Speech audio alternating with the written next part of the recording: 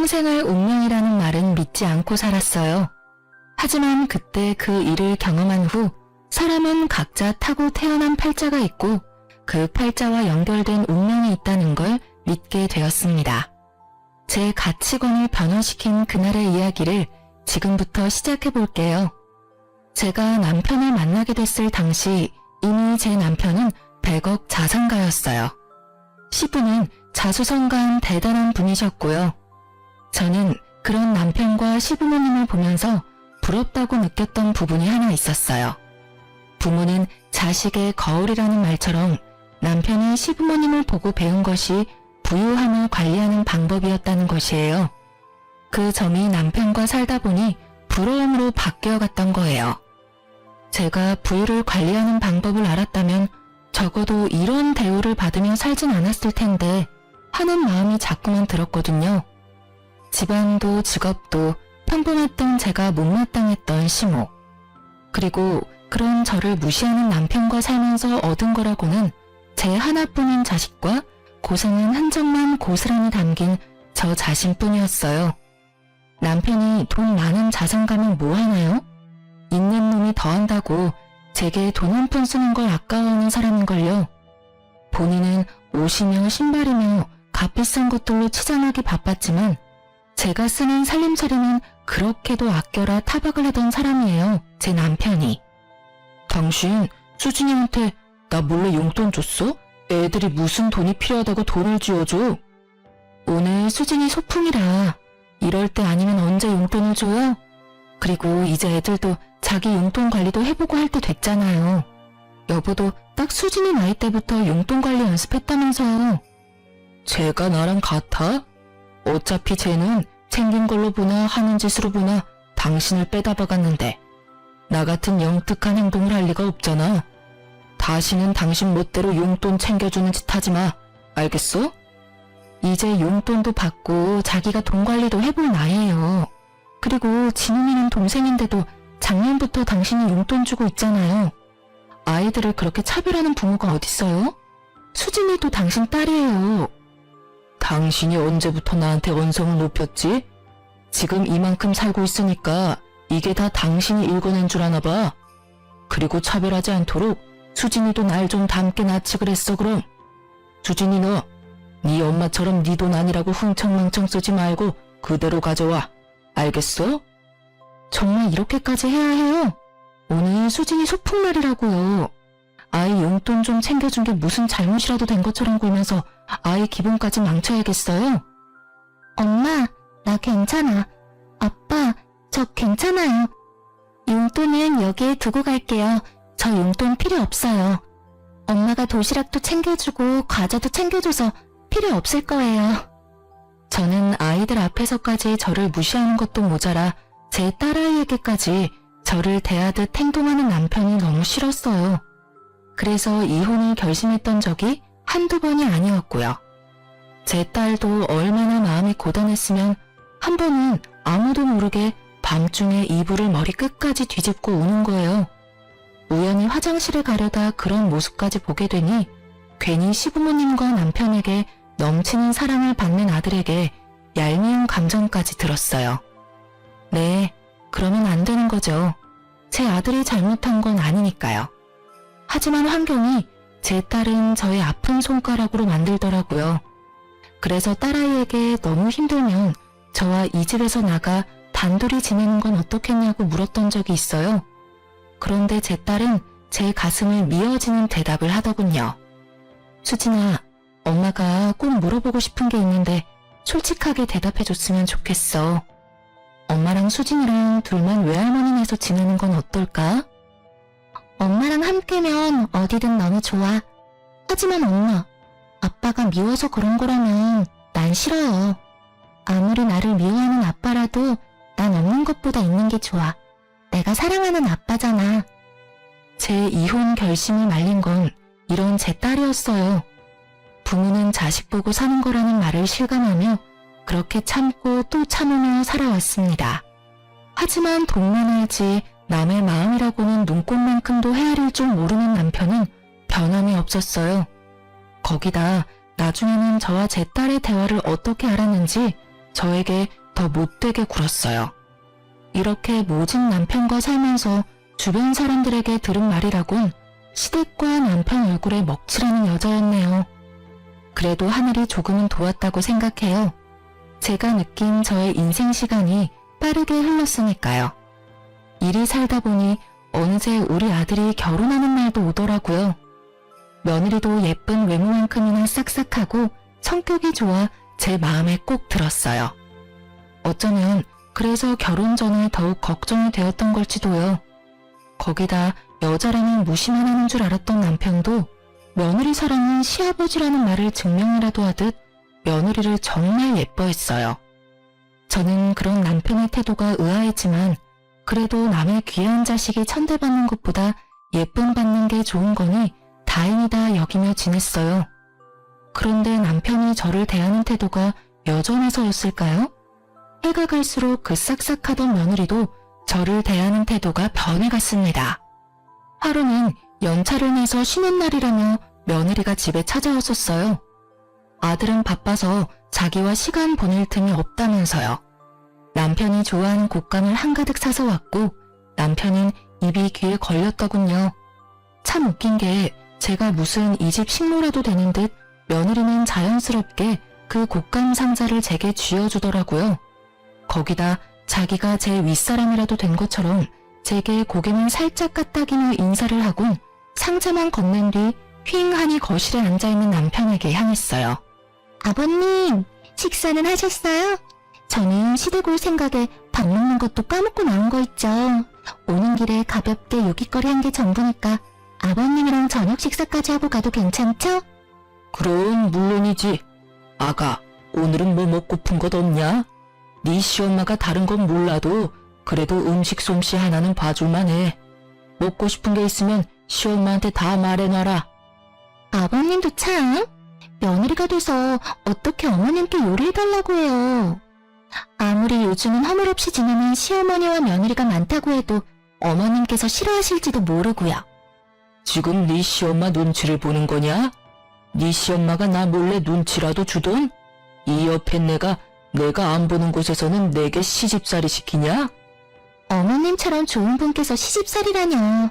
전혀 그런 거 아니에요. 저 먹고픈 거 생겼어요. 아버님께서 요즘 기운이 없으신 것 같으니까 어머님께 백숙 먹자고 하면 좋겠어요. 제가 말씀드리고 올게요. 며느리는 남편과 한참을 떠들더니 주방에서 곶감 정리를 막 마친 제게 왔어요. 그러고는 말투며 표정까지 싹 바꿔서는 지시하듯이 제게 말하는데 단전부터 화가 확 치밀어 올랐어요. 하지만 저는 애써 참으며 좋게 둘러 말했어요. 아니, 다그치고 싶어도 남편이 떡하니 집에 있으니 할 수 없다는 게 적절한 표현이겠네요. 며느리도 그걸 아니 제 머리 꼭대기까지 기어올랐어요. 어머님, 곶감 정리 끝내셨으면 나가서 장 좀 봐오셔야 할 것 같아요. 아버님 안색이 별로 안 좋아 보이니까 오늘 저녁에 닭 사다가 백숙 좀 해주세요. 어려운 음식도 아니니까 할 것도 없고 어머님도 좋겠네요. 그럼 우리 아들한테도 연락해서 저녁에 집으로 오라고 하렴. 오랜만에 다 같이 식사하면 되겠구나. 그런데 얘 말투는 좀 더 예의 있게 하는 게 어떨까? 그래도 어머니 나도 네 시부모인데 명령하듯 말하지 않았으면 좋겠구나. 아버님 앞에서는 한마디도 못하면서 주방에 돌뿐이라고 그새를 못 참고 지적질은. 그럴 시간에 얼른 가서 장이나 봐오세요. 참, 어머님은 백숙 별로 안 좋아하시죠? 오늘은 김치에 간단히 식사하셔야겠네요. 메뉴가 마음에 안 들면 밖에서 대충 떠올고 오시던가요. 저는 며느리와의 대화에 속이 들끓었지만 문제를 일으키고 싶지 않아 자리를 피하고 밖으로 나왔어요. 아들과 딸아이를 오랜만에 볼 생각만 하며 기분을 달랬죠. 그런데 안타깝게도 달래졌던 제 기분은 또다시 구렁텅이에 빠졌어요. 제 아들과 며느리의 부부관계도 전 같지 않다는 걸 알아버린 걱정만 가득 쌓인 날이 되어버렸거든요. 신을 느낀 물씬 풍기던 전과는 달리 오랜만에 본 아들 부부는 서로 말도 잘 섞지 않았어요. 제 아들의 안색도 별로 좋지 못했고요. 그러니 이 모든 걸 모르고 싶어도 몰라지나요? 하지만 둘 사이에 잠시 갈등이 있나 보다고 부부싸움은 칼로 물베기라니 곧 좋아질 거라고 여기며 구태여 아는 티를 내지는 않았어요. 그런데 그 후로도 아들 부부의 사이는 여전히 냉랭한 듯 했어요. 꽤 오랫동안 그런 모습을 제게 보여왔거든요. 거기다 그렇게 지내는 시기가 점점 길어지고 며느리와 아들의 관계도 며느리가 저를 대하는 태도도 좋지 못하면서 막막함만 커져갔어요. 그 모든 걸 보고 느끼면서도 저는 늘 속으로만 삭히고 꾹 참으며 지내는 것 말곤 할 수 있는 게 없었어요. 그날의 일이 터지기 전까지는요. 제 아들과 저는 생일이 하루 차이가 나서 매해 생일 저녁은 함께 보냈어요. 결혼 후 분가했어도 이것만큼은 변함이 없었죠. 제 남편이 저의 생일을 챙길 리 없다는 걸 진즉부터 알고 있던 아들이 저를 배려한 것이었어요. 그 덕에 저는 매해 제 생일밥을 챙겨 먹을 수 있었던 거예요. 물론 그 생일상도 다 제 손으로 차렸지만 아들과 나를 위한 거라고 생각하니 생일 때마다 기뻤어요. 긴 세월 동안 아들의 배려가 저의 선물이었어요. 남편의 신임을 받고 있는 며느리가 아들 부부 사이에서는 실세였고 모든 것을 며느리가 원하는 대로 해왔지만 단 하나 저의 생일날 우리와 함께 보내는 것만큼은 아들이 고집을 부렸던 거예요. 며느리는 이 부분이 연애 때부터 결혼 후에도 쭉 불만이었던 듯 했어요. 그리고 결국 이 일로 인해 문제가 생기게 되었습니다. 아들 부부는 그날도 생일 파티를 위해 우리 집으로 넘어왔어요. 미리부터 준비를 하고 있긴 했지만 그날따라 유난히 오래 걸렸고 아들 부부가 도착한 후에도 꽤 오래 저는 주방에서 저녁 준비를 하고 있었죠. 너무 당연하게도 며느리는 손 하나 까딱하지 않았어요. 그래서 아들이 며느리를 대신해 저를 도왔고요. 그날따라 아들이 왜 그랬는 줄은 모르겠지만 아마도 고생하는 저와 반대로 편히 쉬고 있는 며느리의 모습에 속이 상했을 테죠. 한참을 저를 돕던 아들이 며느리에게 향하더니 뭐라고 말했는지 급격히 며느리의 표정이 어두워졌어요. 그러고는 잔뜩 기분 나쁜 표정을 해서는 주방에 와서 제게 따져 물었고 저는 그런 며느리가 되바라진 것처럼 보였지만 좋은 날을 망치고 싶지 않았어요. 어머님, 생일 핑계로 저를 부려먹어야 속이 편해지겠어요? 솔직하게 대답해 보세요. 제가 손님처럼 앉아있으니 마음에 안 드세요? 시어머니랍시고 며느리가 차려준 생일상을 받고 싶으시냐고요. 아니, 괜찮다. 일 끝나고 왔으니 너도 힘들 테지. 아들이 도와준 덕에 거의 끝났으니 이제 슬슬 밥 먹을 준비나 하자꾸나. 봐, 네 엄마도 내 도움이 필요 없다는데 왜 네가 난리야? 네가 시엄마야? 왜 네가 시집살이를 시키려고 드냐고 짜증나게. 너희 지금 내 앞에서 부부싸움이라도 할 요량인 거야? 아서라, 기분 좋은 날 그런 모습 보고 싶지 않아. 새아가, 기분 가라앉히고 쉬고 있으렴. 아들, 너도 너무 그러지 마. 엄마, 오늘은 이러면 안 되는 거잖아. 그동안 대우받고 지냈으면 감사할 줄 알고 도우려는 마음도 가져야 맞잖아. 내가 언제까지 제가 하는 꼴 같지 않은 행동을 참아야 해? 네가 말해봐. 아무리 딸 같은 며느리라도 너처럼은 안 해. 우리 아빠가 예쁘다 예쁘다 하니까 이 집에서 뭐라도 된 것 같아? 야, 생일이 무슨 유세야? 생일이면 큰 대접이라도 받아야 되냐고. 내가 왜 어머님 생일이라고 와서 주방 일을 거들어야 해? 방금 전처럼 생일인 사람끼리 생일상 차리고 자축하면 되겠네. 이렇게 모이는 것도 사실 어머님 때문 아니야? 내가 안 돕는 거 보기 싫으면 이런 자리 만들지를 마. 그만해. 내가 이런 모습 보려고 여태 식사 준비를 했니? 됐다. 음식 챙겨줄 테니까 그만 돌아가렴.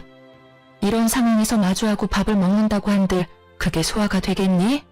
그리고 아가, 아무리 서스럼이 없어도 나도 네 시모야. 너희 다툼까지 이렇게 마주하는 건 상당히 불쾌하고 불편하구나. 남이 보면 지금 네 태도가 경거망동하다고 할 수 있어. 그러니까 앞으로는 조금 더 유의하는 게 좋을 듯해. 참나, 나는 이 집에선 이방인이다 이거지? 생일을 핑계로 모자가 쌍으로 눈 부라리고 사람을 잡아? 어머님도 그러는 거 아니죠? 경거망동하다고요? 그러는 어머님은 뭐 얼마나 고생하신대요? 이 집에서 기 한 번 제대로 못 펴고 살면서 기가 막히네. 제가 며느리라고 우리 시엄마 노릇은 해야겠다 싶어요? 며느리는 아들과 제 말에 따박따박 받아치며 언성을 높였어요. 모자가 생일을 핑계로 자기를 잡는 말을 어찌나 크게 했는지 방에 있던 남편이 집안이 왜 이리 소란스럽냐며 주방까지 나왔고 씩씩대는 아들과 며느리를 살피더니 자초지종을 물었죠. 며느리는 이때다 싶었는지 저와 아들을 한 번씩 노려보더니 제 남편에게 찰싹 붙어서는 불쌍한 척 연기를 해댔어요. 그 모습이 어찌나 황당하던지 기가 차서 말도 안 나오더라니까요. 저와 아들에게 바락바락 소리칠 때는 쌈딱이 따로 없더니 남편이 나오기가 무섭게 가려는 척은 다 하는데 배우였으면 상을 타도 여러 번 탔겠다 싶을 정도였어요. 눈물까지 훔치며 자기가 당해낼 재간이 없다고 하소연하는데 불려오도 그런 여우가 없다는 생각에 소름이 끼쳤어요. 아버님, 제가 뭘 그렇게 잘못했다고 이러는지. 남편도 어머님도 일 끝나고 와서 조금 숨 돌리는 저더러 주방일을 돕지 않는다며 역정을 부리니 제가 속수무책으로 당하는 수밖에 없는 거 아닌가요? 이게 다 무슨 소리야? 당신 새아가 시집살이라도 시키려고 들었어? 당신 생일이라고 일 끝나고 온 힘든 애를 부려먹었냐고. 생일이 뭐 대수라고 어린 자식들까지 죄다 불러 모아서 이사다를 내? 어른이면 어른다운 태도를 갖춰야지 그 나이 먹도록 싸구려 같은 행동을 못 고쳐? 아버지, 엄마한테 말하는 투 좀 조심하세요. 엄마가 저희를 부른 게 아니라 제가 함께 보내고 싶어서 아내와 함께 온 거죠. 언제까지 엄마를 그렇게 무시하실 거예요? 그리고 아무리 제 아내라도 잘못된 건 바로 잡아야죠. 아버지께서 매번 이런 식으로 제 아내를 감싸니 못된 행동을 해놓고도 기고만장한 거잖아요. 오죽하면 제가 나서서 엄마를 도와요. 오죽하면. 시끄럽다. 어디 자식이 부모를 가르치려 들어? 네 엄마라고 편드는 꼴이라니. 그리고 사내 자식이 여자애처럼 주방이나 들락거려? 당신 도대체 애 교육을 어떻게 시켰기에 자기 위치도 몰라?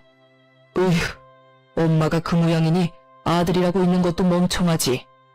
우리 새아가 기분이 상해서 어떡하나? 저 답답한 인간들은 두고 우리끼리 나가서 외식이라도 하는 거 어떠냐? 어서 가자. 우리 새아가 배도 고플 텐데 지체할 시간 없다. 어서 가자꾸나. 남편은 며느리의 기분을 망친 우리는 알아서 하라며 며느리만 데리고 외식을 갔어요. 며느리는 자기가 이겼다는 듯 웃음 띤 얼굴로 저와 아들을 보고 웃더군요. 그 모습에 처음으로 이가 바득바득 갈리더라고요. 아들은 제게 생일날을 망쳐 미안하다고 사과하는데 저는 그런 아들에게 이렇게 만들길 잘했다고 했네요. 앞으로는 참고만 있진 않겠다고 우리끼리라도 생일 파티를 하자고 아들을 다독였어요. 그렇게 저희가 식사를 마친 뒤 뒷정리를 하고 있는데 남편과 며느리가 고기 냄새를 풀풀 풍기며 들어왔어요. 그 냄새만 맡아도 어찌나 화가 나는지 결국 저는 굵은 소금을 한 바가지 퍼서 곧장 현관에가 남편과 며느리를 향해 마구 뿌려댄 뒤 그 인간들한테 엄포를 놓았어요. 이 사리분별도 못하는 인간아. 내가 30년 넘게 당신 비위 맞추고 살았으면 적당히 해야 할 거 아니야. 앞으로 한 번만 더 아이들 앞에서 나 무시하는 행동 하기만 해. 그땐 이 소금으로 안 끝날 줄 알아. 그리고 얘, 너도 여우짓 하는 거 한 번만 더 내 눈에 띄면 가만 안 둘 테니까 그런 줄 알아라. 더는 예전처럼 좋은 게 좋은 거라고 생각하면서 웃어 넘길 일 없으니까. 앞으로는 며느리면 며느리답게 처신 똑바로 하렴. 알겠니? 어이, 이 요팬네가 미쳤나? 나이 먹더니 노망이라도 났냐? 감히 나한테 지금 뭐 하는 짓이야?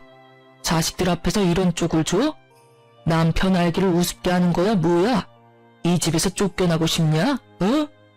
며느리다운 게 어떤 건데요? 지금 본격적으로 시집살이라도 시키겠다고 선전포고하는 거예요? 괜찮다더니 순 거짓말이셨던 거네요. 남의 집 귀한 자식이라더니 부려먹을 생각부터 하시는 건가요?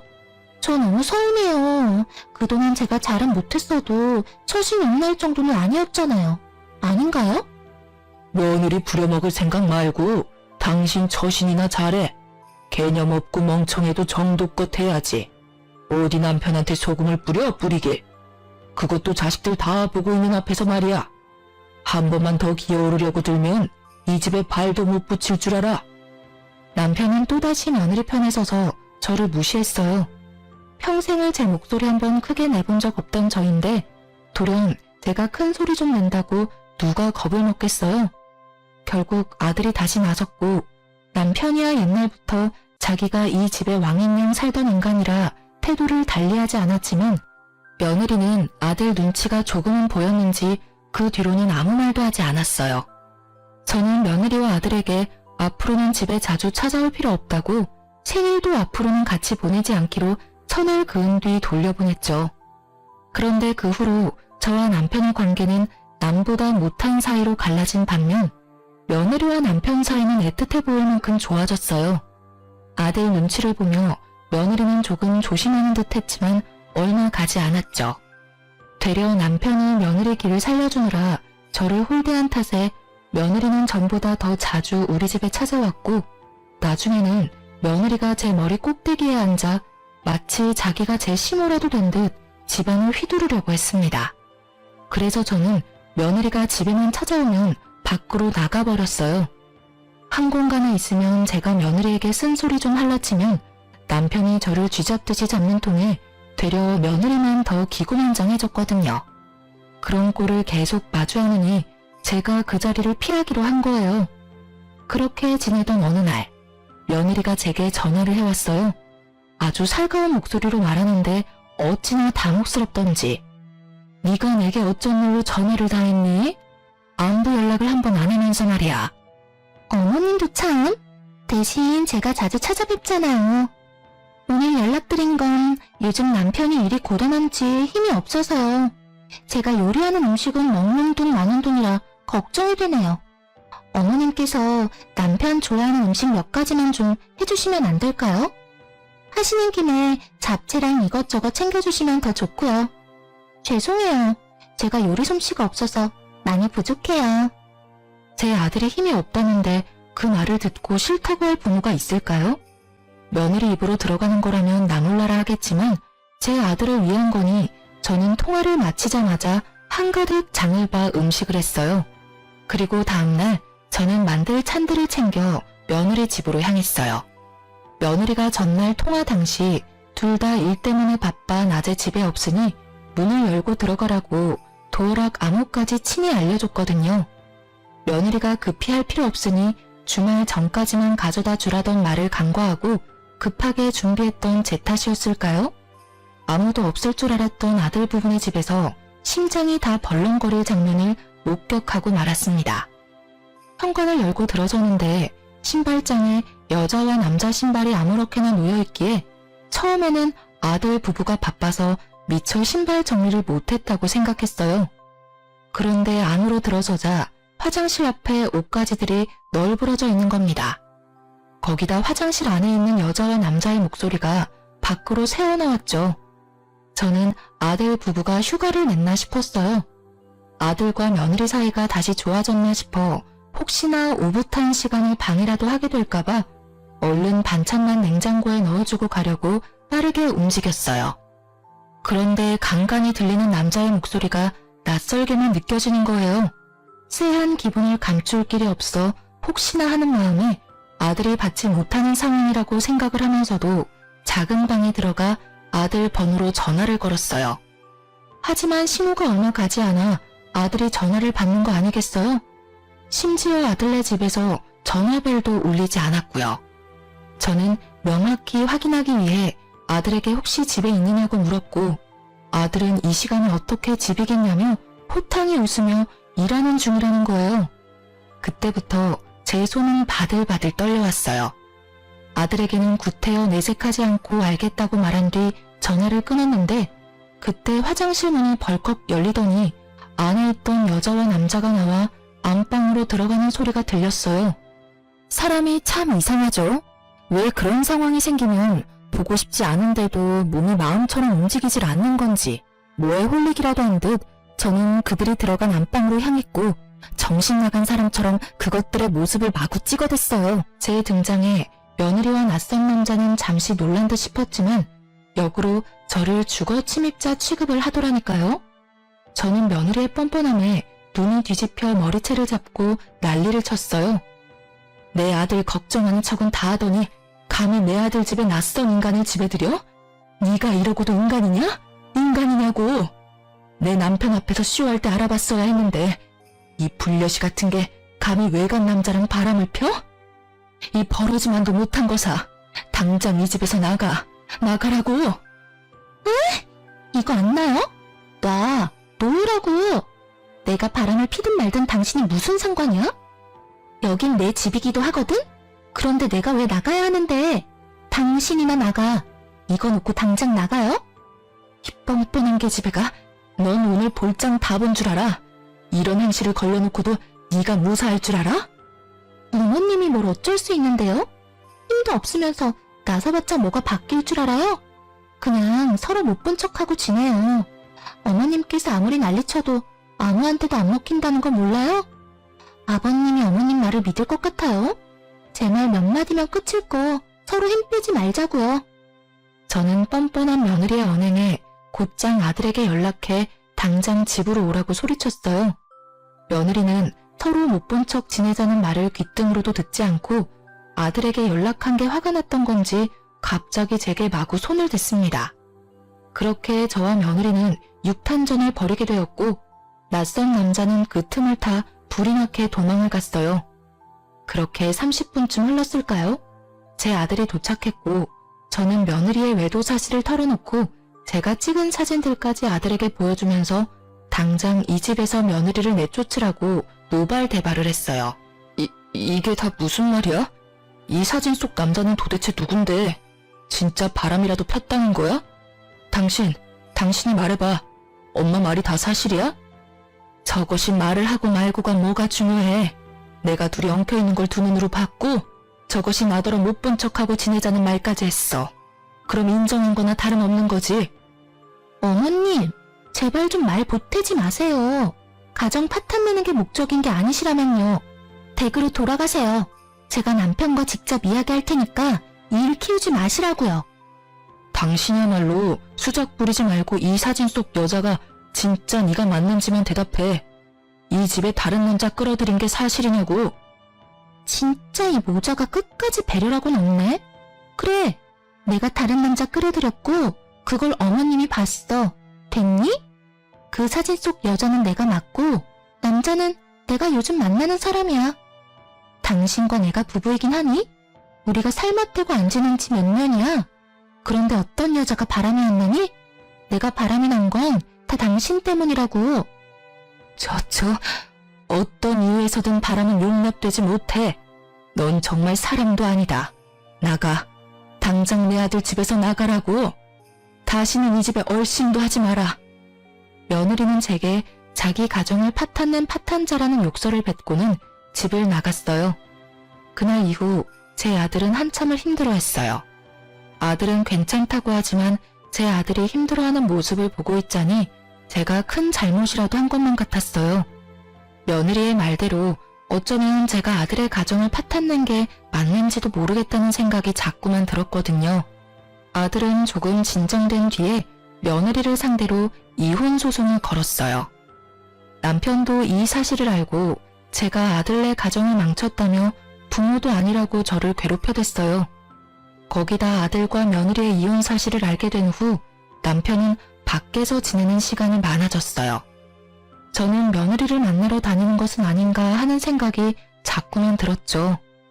예뻐했고 둘의 사이가 좋았던 만큼 연락이라도 하고 있는 건 아닌가 하고요.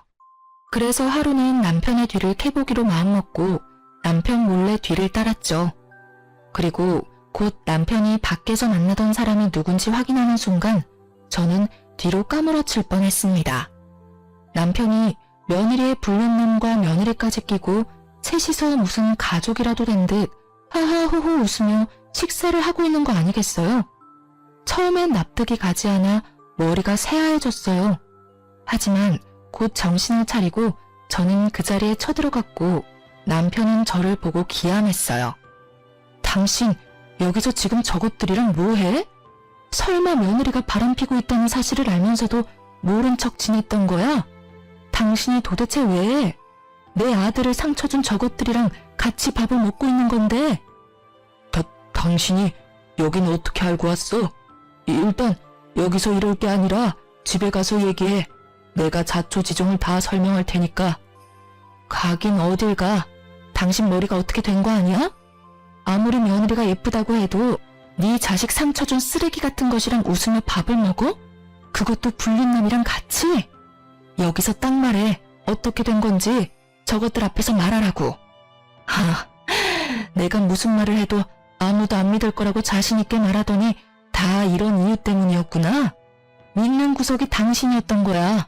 그렇지? 노망이 나도 단단히 났네, 이 인간이. 당신 무슨 말을 하는 거야? 여기서 소란 피우지 말고 집에 가서 말하자고. 빨리 따라와. 남편은 저를 끌고 집으로 향했어요. 제가 아무리 몸부림을 쳐도 남편은 까딱도 하지 않았죠. 집에 도착해서야 남편은 제 손을 놔주었어요. 저는 남편에게 이제 당신이 원하는 대로 집에 왔으니 한 톨의 거짓 없이 다 털어놓으라고 소리쳤어요. 며느리와 도대체 무슨 관계라도 되느냐고, 왜 그것들이랑 같이 있었던 거냐고 추궁했죠. 남편은 머리를 굴리기라도 하는지 입을 옴싹거릴 뿐 말을 뱉지는 않았어요. 그러기를 10분. 저는 더는 기다려줄 수 없어 며느리에게 자초지종을 물으러 가야 말을 할 거냐고 다그쳤어요. 그리고 그 순간 쫓아냈던 며느리가 집으로 들이닥쳤고 우리 집안은 며느리의 등장으로 풍비박산이 났습니다. 저는 며느리에게 무슨 낯짝으로 우리 집에 발을 들이냐고 난리를 쳤지만 며느리는 아랑곳하지 않고 집으로 들어왔어요. 그런데 남편의 태도가 이해할 수 없었어요. 밖에서는 그렇게 웃고 떠들며 며느리를 대하던 남편이 갑자기 며느리에게 왜 왔느냐고 당장 돌아가라고 하는 겁니다. 하지만 며느리는 시아버지의 말도 무시한 채 미친 사람처럼 웃어 제끼는 거예요. 그러더니 제 어깨를 잡으며 이렇게 말했어요. 어머님, 지금 당장 제게 머리 조아리고 절이라도 박으세요. 갑자기 쳐들어와서는 지금 무슨 말을 하는 거야? 내가 왜 내게 절을 해? 미쳤니? 이제는 너랑 엮이는 거라면 다 징글징글하다. 이게 다 무슨 악연이니? 제발 내 눈앞에서 사라져. 너 같은 인간 말종이랑은 한순간도 마주하고 싶지 않으니까. 제발 좀 눈에 띄지 말란 말이야. 어머님, 말 가려하세요. 제 생각에는 어머님께 제가 은은할걸요? 제가 재미있는 사실을 알려드리려고 친히 거론했거든요. 어머님, 저랑 바람난 그 남자가 아버님의 친자식이라면 어떨까요? 어머님께서 말씀하신 용납이 안 된다던 그 짓을 아주 오래도록 아버님께서 하셨네요. 제 덕에 지금 어머님도 저처럼 이혼하게 생겼고 제가 이 지옥 같은 집에서 벗어날 이혼 사유 만들어드렸으니 저한테 절이라도 하셔야 하는 거 아닌가요? 이혼 축하드려요, 어머님. 그게 다 무슨... 여보, 지금 저것이 뭐라고 하는 거예요? 며느리랑 바람피던 불륜남이 왜 당신 친자식이야? 이게 다 무슨 상황인 거냐고?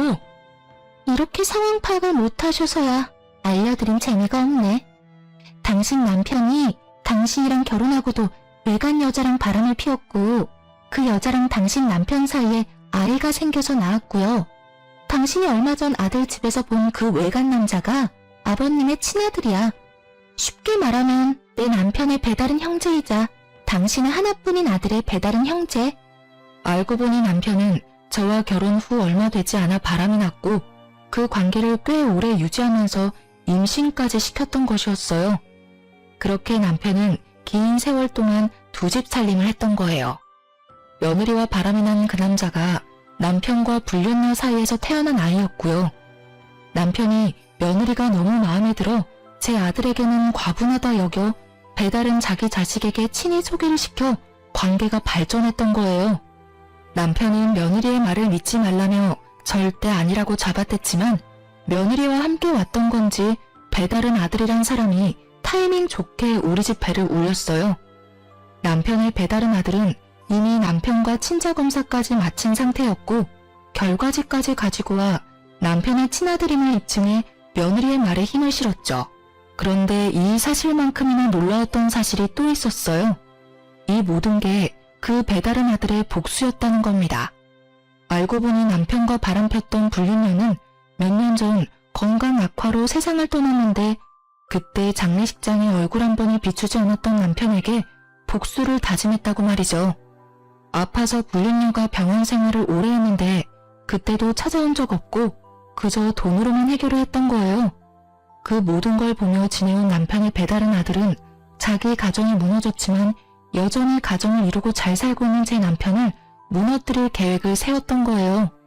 떵떵거리고 사는 남편의 말년만은 꼭 망가뜨리겠다는 마음만 가지고 버티면서요. 그런데 때마침 남편이 며느리를 소개해줬고 그때를 기회로 삼아 복수의 계획을 세웠어요. 그러다 며느리와 눈이 맞아 사랑을 나누는 사이가 되어 며느리는 자신이 사랑하는 그 배다른 아들의 뜻을 따라 도와주게 된 거였어요. 저는 이 모든 사실을 알자마자 남편을 상대로 이혼 소송을 했습니다. 며느리에게도 다시는 악연이든 필연이든 얽히지 말고 살자고 엄포를 놓았고요. 제 이혼 소송은 긴 여정과도 같았어요. 돈 많고 빽 많은 전 남편을 상대하기란 너무도 어려웠죠. 하지만 결론적으로 제가 승소하게 되었습니다. 제 아들의 이혼도 며느리가 바람을 인정하면서 합의를 통해 쉽게 정리할 수 있었어요. 전 남편은 제게 자기 재산을 나누는 것이 아까워 어떻게든 한 푼이라도 안 주려고 기를 썼어요. 그러나 전 남편으로 인한 이혼 사유 덕에 전 남편의 바람은 물거품이 되어 재산은 물론 위자료까지 모두 챙길 수 있었네요. 저는 이혼 후 아이들과 살림을 합쳐 함께 지내기 시작했어요. 늦은 나이긴 해도 사회생활도 시작해 나만을 위한 시간을 보내고 있었죠. 그러던 어느 날 전 남편이 난무한 행색으로 찾아왔어요. 처음엔 너무 볼품없는 차림이라 전 남편인 줄 모르고 수상한 사람이라고 오해해 신고까지 했어요. 경찰서에 가서 전 남편의 진변을 확인한 후에야 알아차릴 수 있었어요. 그런데 전 남편이 저를 찾아온 이유가 너무도 황당했습니다. 당신은 아주 멀끔히 잘 사나 보네. 이혼하고 나서 얼굴도 덮이고 말이야. 어디 다른 살림이라도 차린 건 아닌가 보지? 애들이랑 같이 지내는 거 보면. 그게 당신이랑 무슨 상관이야? 당신이야말로 어떻게 살면 그런 거짓골을 할 수 있어? 얼른 돌아가. 그리고 그런 몰골로 여기 기웃대지 마. 아이들이 보기라도 하면 어떻게 생각하겠어? 내가 이렇게 된 건 다 당신 때문이잖아. 당신이 법적으로 내 아내였다는 이유 하나로 내 재산까지 쓸어간 탓에 내가 이렇게 된 거라고. 당신은 그 많은 돈을 받아갈 자격이 없어. 내 입장에서는 갈치와 다를 바가 없다고. 그러니까 그 돈 돌려줘. 정 못 주겠으면 위자료로 타간 돈이라도 내놔. 당신 진짜 끝까지 구질구질하게 왜 이래? 진짜 넌 인간 되려면 멀었다 멀었어. 다신 찾아오지 마. 또다시 법정에서 다투고 싶은 거 아니면 썩 꺼지라고. 나 네가 그 돈 안 주면 절대 못 가. 우리 아들 이혼하고 혼자 돼서 먹고 살기 편할 텐데 그쪽으로 붙어서 돈 좀 뜯어내야 하나? 우리 아들 요즘 좀 살만하지? 아니면 내 딸한테 돈 좀 꿔볼까? 그간 키워준 은혜가 있는데 이것들이 나 몰라라 하겠어? 선 넘지 마. 너 돈 많고 빽 많던 그때 네가 아니야. 지금 네 꼴을 봐. 거지보다 더 거지 같은 네 모습을 보라고. 우리 애들이 너처럼 멍청한 줄 아니? 어디 할 수 있으면 한번 해봐. 우리 애들이 너한테 10원 하나 주는지 말이야. 쥐뿔도 없는 게 여전히 네가 뭐라도 된 줄 아나 본데 정신 차려. 나이 먹고 추하게 늙지 말고.